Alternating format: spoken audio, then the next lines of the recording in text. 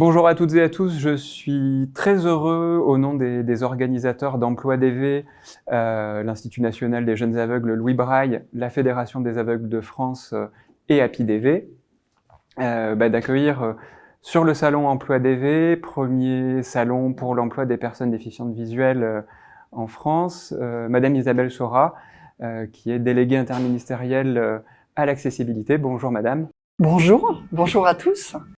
Alors votre nomination, elle est récente et la création de ce rôle, de cette mission de délégué interministériel à l'accessibilité l'est tout autant.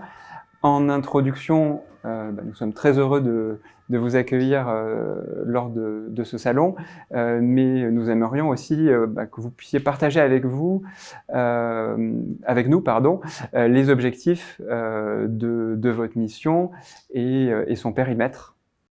Alors je vais essayer de le faire. On est sur l'accessibilité universelle et mon poste, parce que c'est un poste de délégué interministériel, est d'abord une mission de coordination. Donc j'ai 3 champs d'action en priorité, mais quand je vais vous les énoncer, vous allez me dire c'est immense. C'est l'accessibilité du bâti. Donc aussi bien le transport, le logement, la voirie, les espaces publics, les établissements recevant du public, que ce soit des établissements du secteur public ou du secteur privé, de la boulangerie jusqu'à la préfecture par exemple. L'accessibilité numérique.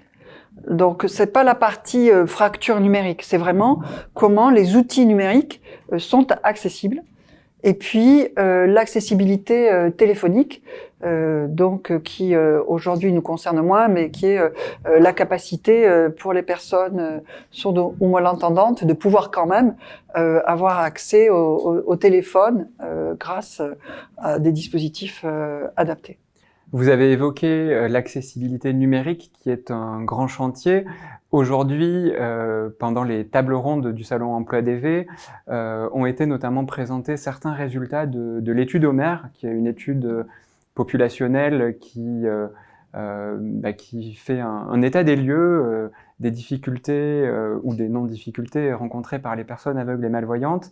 10% des personnes déficientes visuelles seulement 10% parviennent à réaliser les démarches en ligne de façon autonome.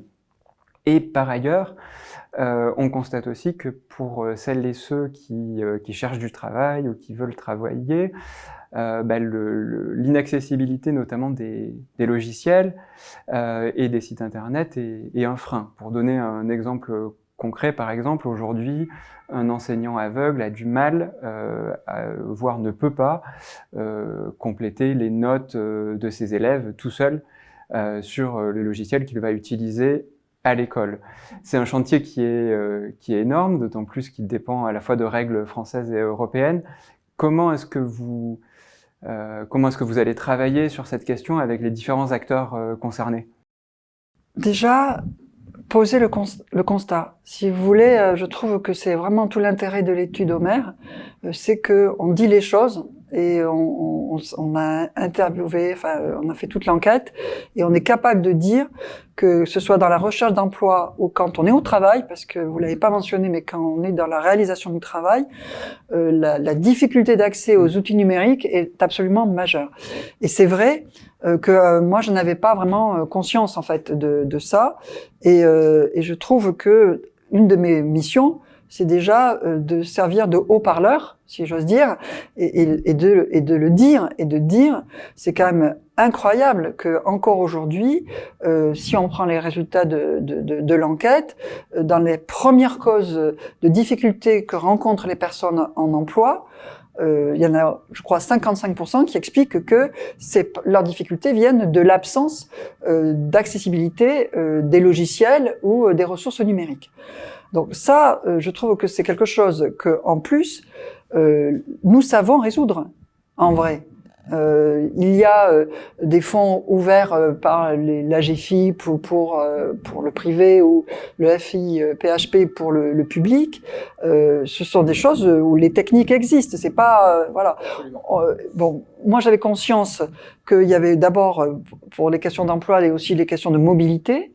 Et on se dit que pour la mobilité, c'est plus compliqué parce que c'est du bâti, parce qu'il faut faire des travaux, etc.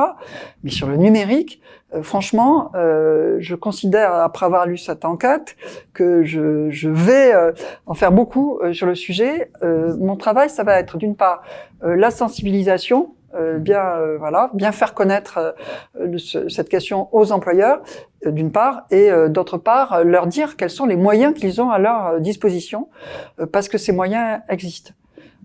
Après, on peut aussi dire que il faut que et je pense que c'est la réalité, il faut que l'accessibilité soit native dans les outils numériques, c'est-à-dire qu'ils soient conçus nativement comme étant accessibles. Donc, il peut y avoir une question de formation des développeurs ou des designers, mais ça me paraît absolument majeur qu'on progresse là-dessus. Et on se retrouve, si je peux me permettre, on se retrouve effectivement dans ce constat d'une nécessité de formation et aussi d'un souhait de conception universelle dès la création des outils. Ça m'amène à un deuxième sujet qui est lié plus particulièrement à la journée qui nous réunit aujourd'hui, c'est celui de l'accès au contenu, aux livres, qui est un prérequis indispensable aux études.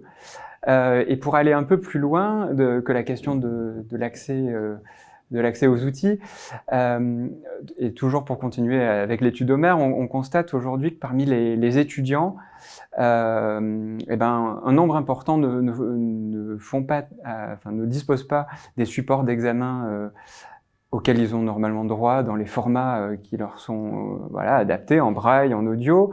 Et on constate aussi que près d'un quart des étudiants renoncent à faire appel aux dispositifs d'aide qui existent, et notamment les missions handicap.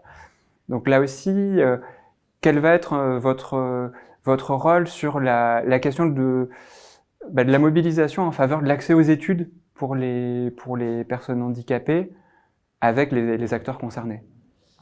Je dirais que là, moi, je suis plutôt sur une mission de coordination. Donc, quand les sujets sont transversaux à plusieurs administrations ou plusieurs ministères.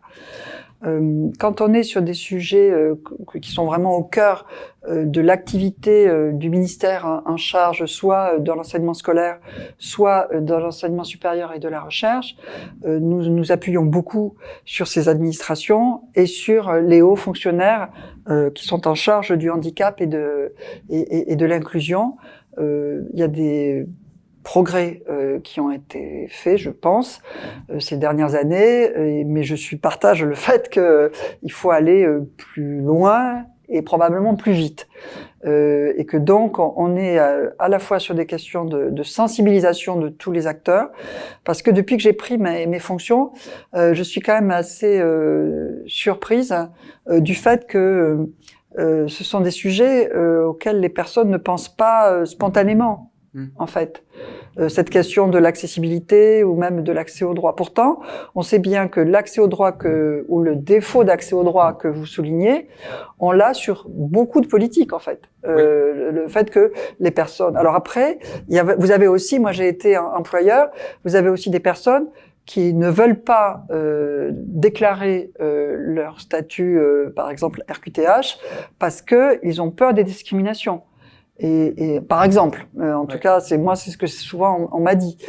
Donc, je trouve que il faut aussi veiller à cette question des discriminations pour les personnes, quoi, éviter que quand elles se déclarent RQTH ou quand elles disent j'ai besoin de telle ou telle aide,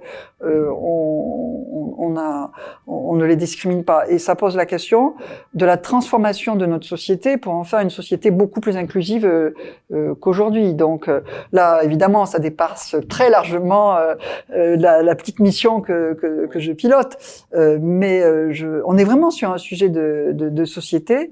Et ce qui est intéressant en plus dans cette question, c'est que avec le vieillissement de la population, en fait, la question de voir moins bien peut toucher des personnes au fur et à mesure de leur parcours de vie. Donc, on a parlé des étudiants et de l'emploi, mais il faut aussi pouvoir rester dans l'emploi, y compris quand on commence à avoir des difficultés.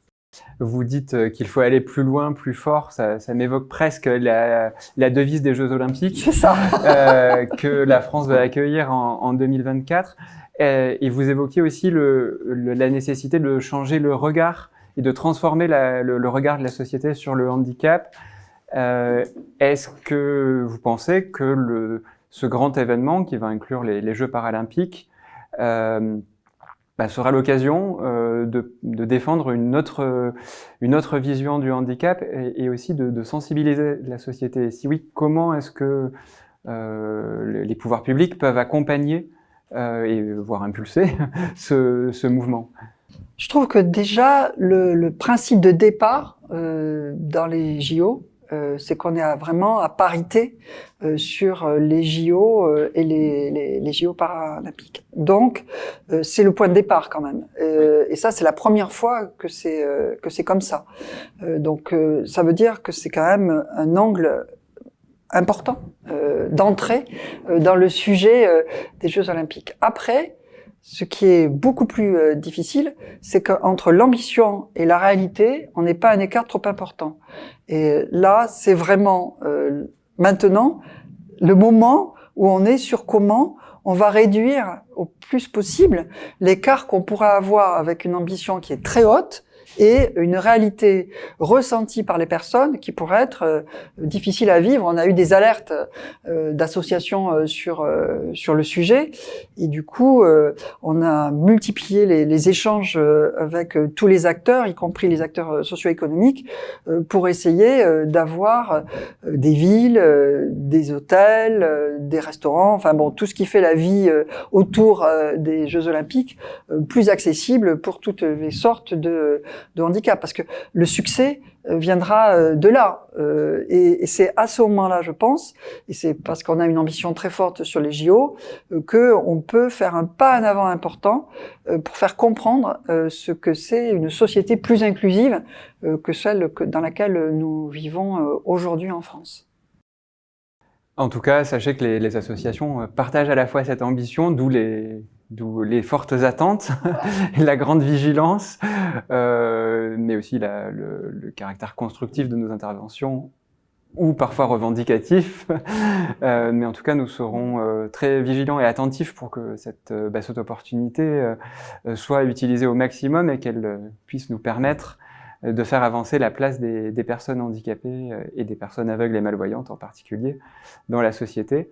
En tout cas, merci d'avoir partagé avec moi cet échange et puis merci à nouveau d'avoir rendu visite à Emploi DV, aux exposants, aux jeunes qui sont présents aujourd'hui et à l'ensemble des partenaires qui sont pleinement mobilisés pour la réussite dans l'emploi et dans les études des personnes aveugles et malvoyantes. Si vous me laissez vous remercier, si je peux, en fait, pour moi, au moment où je prends ma mission, c'est vraiment très important que je puisse rencontrer le maximum de personnes en situation de handicap, d'une part, et les associations qui les accompagnent et les acteurs économiques, parce que quand même, sur un salon comme celui de l'emploi que vous avez organisé, le cœur, c'est bien ça, c'est que les employeurs se saisissent de ce sujet-là. Et il me semble que, quand on voit le succès d'aujourd'hui, moi j'étais très impressionnée en arrivant au milieu d'un flot continu de jeunes qui venaient pour aller prendre des contacts sur les stands, et ça m'a vraiment impressionnée. Et je vous remercie vraiment, très sincèrement, de cette invitation. Merci Madame Sora. Merci à vous.